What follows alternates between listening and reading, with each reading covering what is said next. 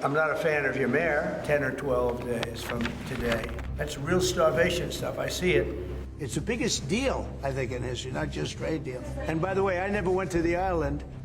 Look out there, there's no windmills. Just some of the very public highlights of Donald Trump's supposedly private trip to Scotland. We'll work out, or try and work out, what it all means on this episode of the BBC's daily news podcast, Newscast. Hello, it's Adam in the Newscast studio, not the normal one. I'm in Salford at the BBC's base here, which just adds to the kind of chaos that you're now going to experience on this episode of Newscast as we chart Donald Trump's supposedly private visit to Scotland, which has ended up being very, very public. And two people who've been watching it since he touched down at the weekend are here right now. It's North America editor Sarah Smith. Hello, Sarah. Hi there. And Scotland editor and sometime Newscast host James Cook. Hello. Hello, Adam. And there's lots of delays on the lines because no one's in the same place. Well, those two are in the same place. So bear with us as it gets a bit more chaotic. And also it will get even more chaotic because we're waiting for Chris Mason to join us. But he's actually waiting for Donald Trump's helicopter to land so he can speak to him. And who knows when that will happen in the Trump time zone. Right. First of all, before we dive into the details of what's been happening today, Sarah, I mean, is this normal that you follow Donald Trump to one or two of his golf courses that he owns? He does some marketing for that while also inviting fellow world leaders to come and join him for a tete-a-tete about, well, everything. It's not as abnormal as it maybe should be that the President of the United States can be promoting his own commercial businesses whilst theoretically on a private visit on holiday, whilst also meeting everybody from the British Prime Minister to the President of the European Commission, talking about everything from the crisis in Gaza to a huge trade deal with the EU. Nothing is normal in Donald Trump's world, except for his commitment to absolutely prioritising his commercial properties above all else. So it's no surprise, really, that he's hosting the British Prime Minister at both of his golf courses, as you can hear the cows lowing in the background in their approval. I thought the best sound effect we were going to have was Marine 2, the helicopter, or Marine 1, whatever it is, flying overhead as we were talking. But actually, we've all been upstaged by that cow. James, just talk us through the geography of how this visit has actually worked. What are the various locations that we're going to be talking about? Yes, so this visit began in the southwest of Scotland, really, at Turnberry in Ayrshire on the Clyde coast, which is a golfing resort that Donald Trump owns there. He was there on Friday, Saturday, Sunday. I'm losing track. It's Monday. Is it Monday? Monday now. It's Monday now. 6:30. And he's just arrived. And when I say just arrived, I mean, he's literally, we saw Marine 1 come over the ridge just minutes ago, and he has just this second touched down, and then the cows came running down the hill. I don't know if that was connected or not. Seconds after he touched down, herd of cows. I don't, maybe they didn't like the helicopters, although they should be used to them here, Adam, because there are plenty of helicopters overhead in this part of the world all the time, because it is, of course, a centre, which maybe we'll come on to, for the oil and gas industry. But anyway, he's here now in Aberdeenshire, the other side of the country, a couple of 100 miles away from where he began, at a resort that he also owns. This is Many. This is called, it used to be, I remember when it was sand dunes. I remember when all this were fields. It was sand dunes.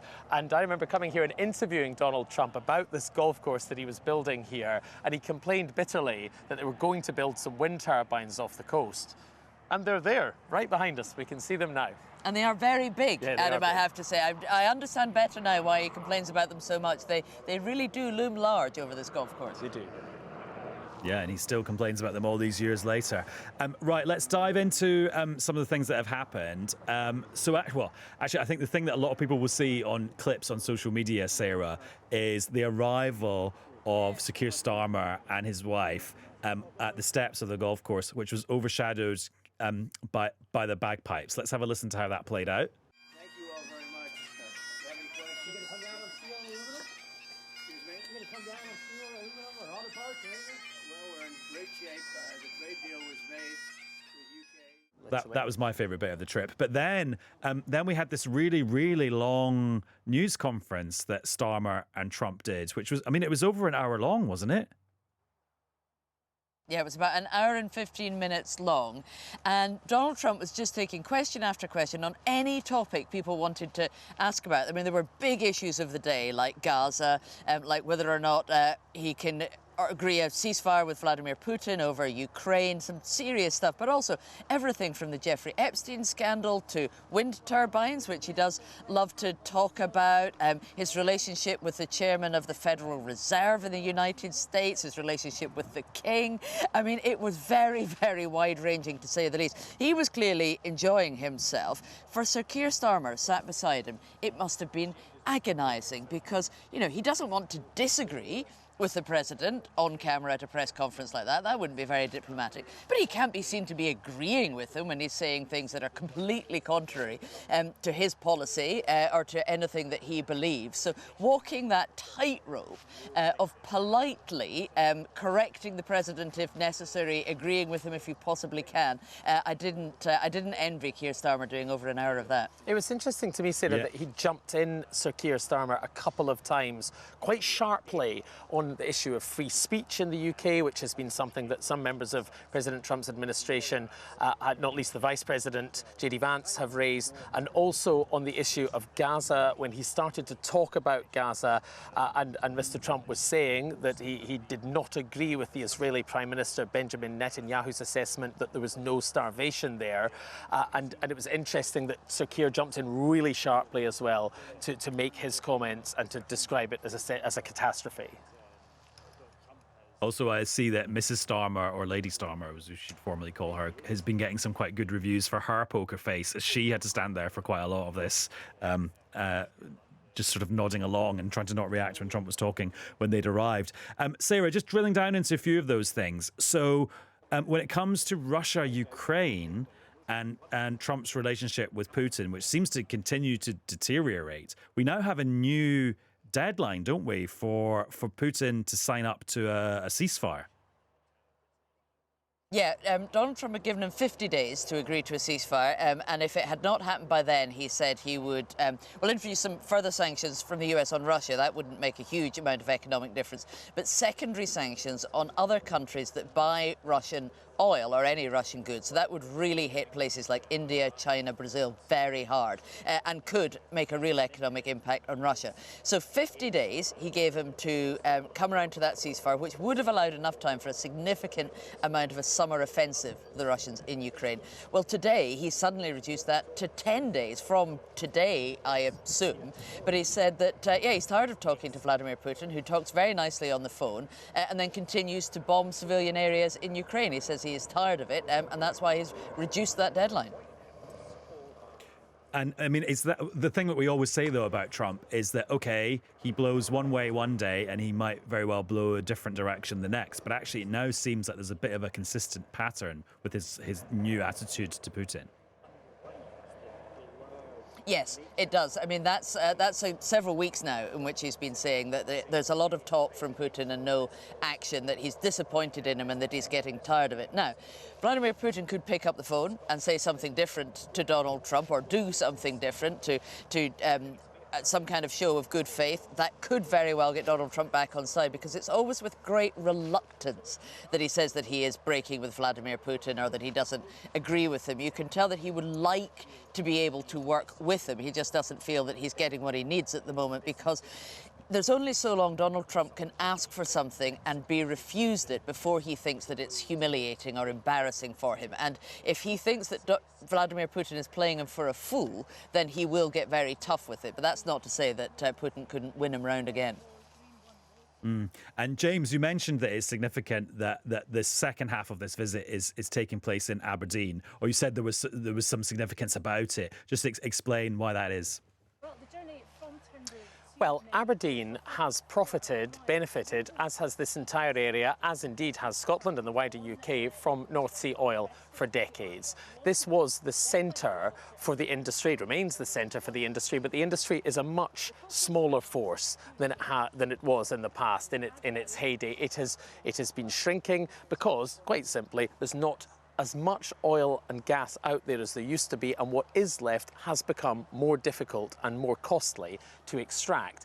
And so there's a big debate going on here at the moment, a really big heated debate. Sarah and I have reported on this for years. It's been happening for a long time, about the pace and the scale and the nature of the transition from fossil fuels to renewable energy.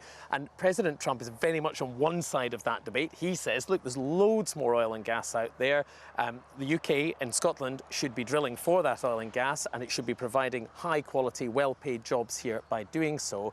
Many other people, environmentalists included, say, no, the climate crisis around the world means that this is madness and we need to wean ourselves off fossil fuels. And then you get into a whole other debate about, well, to what extent is the UK acting on its own in the North Sea going to have an impact, and it becomes a more complicated argument. But it is an argument that divides people. Here in Aberdeen, of course, there's a lot of support for the oil industry. It provides a lot of jobs here even now. But the oil lobbyists are happy this evening. They've put out a press release. The Offshore Energies UK is what they're called now. They rebranded. They used to be called Oil and Gas UK, which was an interesting rebrand. But they're pleased because they heard the Prime Minister today say that oil and gas is going to be part of the UK's energy mix for a very long time to come, as he was standing in that very, very long press conference alongside the President. And the President himself was railing against wind energy in particular, and not least because he doesn't like the aesthetics, he doesn't like these turbines off the coast here, but also he argues that this is an inefficient and costly way to produce energy. And James, just with the Scottish angle of it, I mean, there isn't a Scottish angle, it's a whole Scottish story this weekend. But how much are the Scottish people actually getting to see and experience this visit? Because I'm thinking of both the places that you're talking about. I've visited them at various points from my childhood till now, and they're quite remote. So it's not the sort of place that loads of people go to all the time. Well, there are very few people around us here now, apart from if we were to spin these cameras round. If you happen to be watching this rather than listening to it, you would see a lot of our colleagues and camera crews and all the many people who help out. And Clive Marie's standing beside me, having just presented the 6 o'clock news, and various other colleagues are here. But there's not many members of the public, are there? There was a protest just a bit further down. There are a handful of people who've come out to watch, and there was a protest a little bit further down the road here at the beach, maybe 150, maybe a few more than that people, and they had various complaints about President Trump, and also some of them about Keir Starmer as well, it has to be said. And they marched down to the beach, but really the security cordon around this event is very, very large and very tight. And it was the same at Turnberry. And I'd be interested, Sarah, from your perspective, has that, I mean, it strikes me that it's tighter at Turnberry than it has been in previous years when he's been there following the assation attempt. Do you think it's Well, yes, and he's a sitting president as well, which obviously makes an enormous difference to that. What I've been surprised about is, as you say, there have been some small anti-Trump protests, that they have been reasonably small in number, but some pro-Trump supporters who've been coming out. There were some ready to welcome him at Prestwick when he arrived on Friday night. I've seen a Make America Great Again red baseball cap around here this afternoon. There are clearly quite a few people in Scotland welcoming Donald Trump to Scotland, pleased that he's here and coming out to show that they support him in his policies. Yeah, and there were some on the dunes. So for us to get shots of, Adam, I'll tell you a funny story. For us to get shots of the President playing golf with our TV cameras, which we try to do at Turnberry in particular, you have to do this mad scramble. You have to go through a field, you have to go under an electric fence, you have to then go over a barbed wire fence, another electric fence, which I didn't notice, and that was painful, and then you scramble up the dunes along the beach and so on, right, and you end up on the dunes. And there were three protesters there, and I thought, oh, here's some people come out to protest against Donald Trump. And no, as Sarah says, they put on their MAGA hats, the Make America Great Again hats, and they were there to protest in favour of Donald Trump. And I thought, Adam, there's the President. It's not very far away. He's about to tee off on, I think, the third or the fourth hole. I'll shout a question to him. So I shouted a question, and the wind was blowing from me to him very, very strongly. So I shout, have you done the deal? This was the EU trade deal that he was talking to Ursula von der Leyen of the European Commission about at the weekend. Have you done the deal? Have you done the deal? And he shouts back to me, cupping his hands and shouting. And I couldn't hear a word of it. It's a great picture. Not a word. I've seen the pictures of him doing it. I thought it was you he was shouting at, but yeah. We've got an interview with the President. Couldn't hear it. You could have said, you might have said, come and join me. I mean, who knows?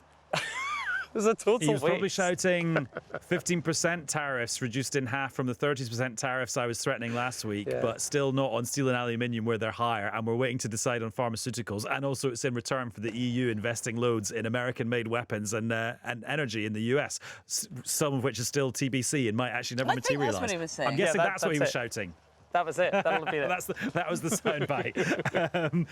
Sarah, the weird thing about when Donald Trump plays golf is that we actually get quite a lot of information about like the vibe around the golf. Like, for example, I could now make my own Donald Trump golf playlist because we have the list of the songs that he was listening to, some of which are actually on my West End Musicals playlist already.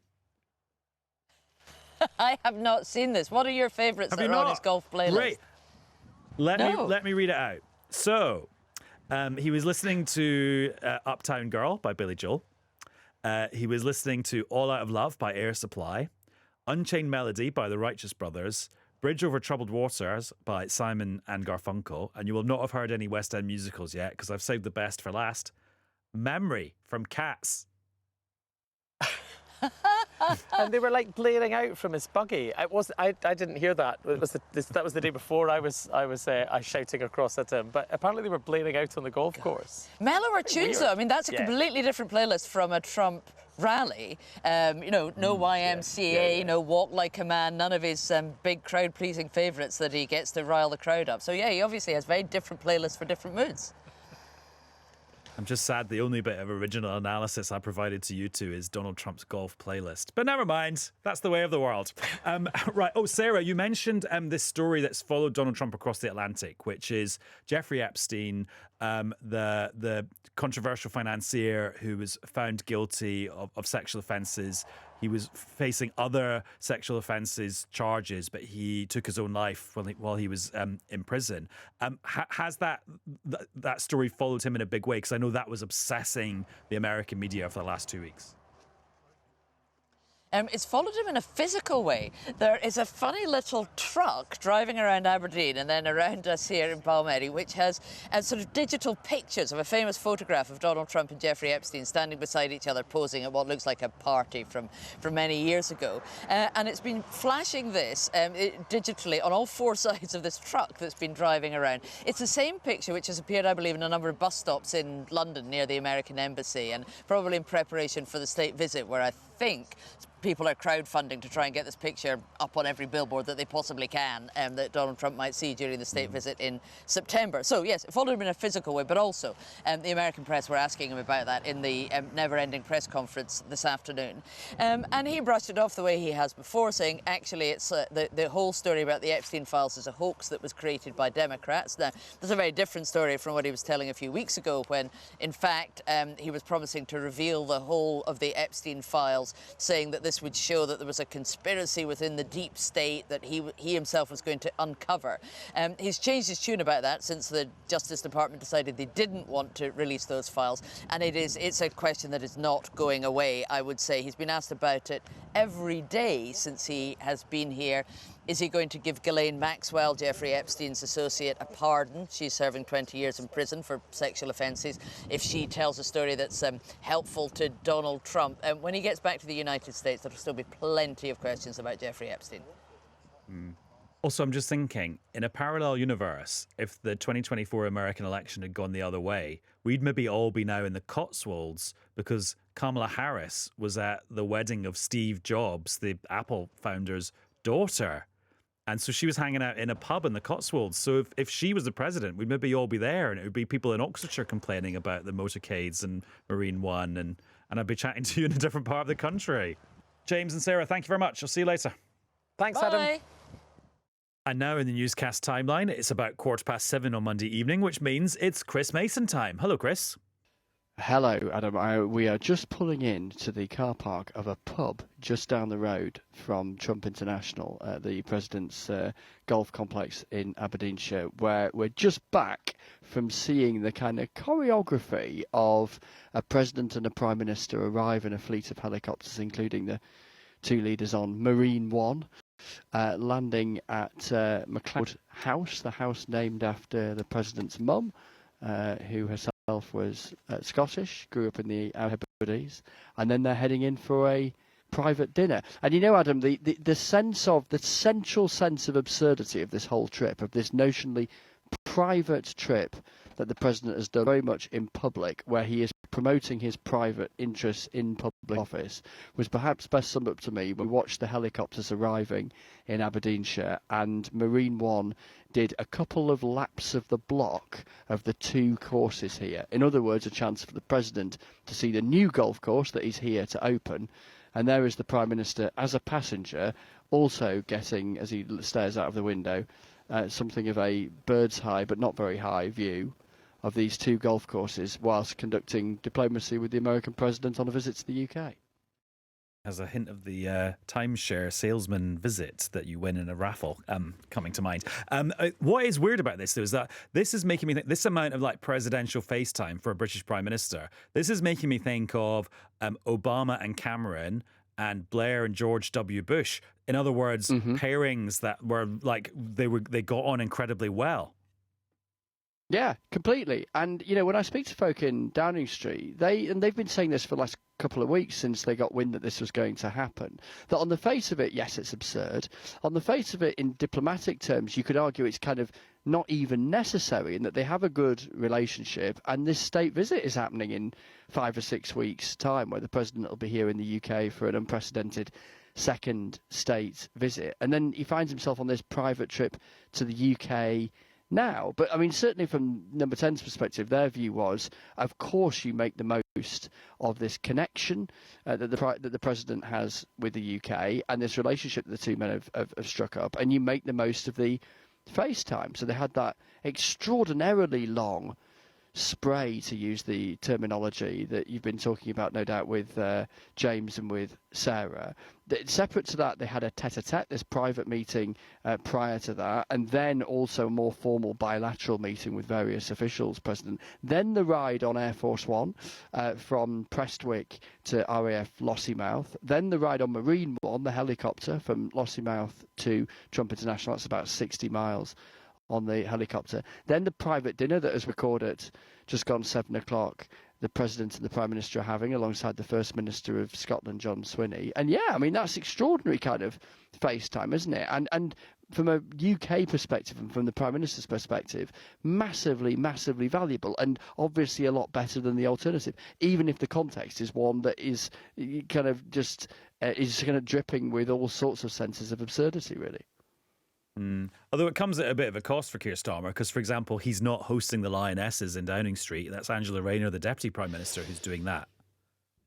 Yeah, and to such an extent that we were told that as the Prime Minister was arriving on Marine One, he was going to go into McLeod House and then dial up a video connection to Downing Street so that he himself could talk to the Lionesses whilst not being there himself. It did strike me as, I don't know, outwardly a little odd that perhaps the Downing Street reception for the Lionesses didn't happen on Tuesday, on the day that they have their open-top parade, as opposed to on the day when the Prime Minister is at the other end of the UK. But yeah, he has missed out on that. And then the other thing, of course, he has to pull off, and his wife had to pull off this morning, is the kind of ultimate poker face when the President is saying things that he would profoundly disagree with, and then would occasionally carefully chip in with a little bit of pushback here and there, particularly since there was the criticism of Sadiq Khan, the mayor of London. So, you know, this is a high wire act from the Prime Minister's perspective. But again, I think on the whole, I think he'll be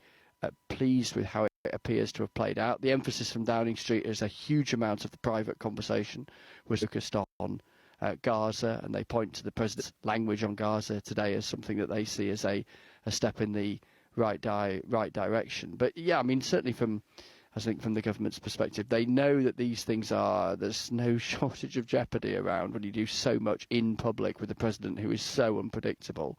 But on the whole, so far, and we say this each time actually, so up to now, it seems to be working pretty well, the Prime Minister.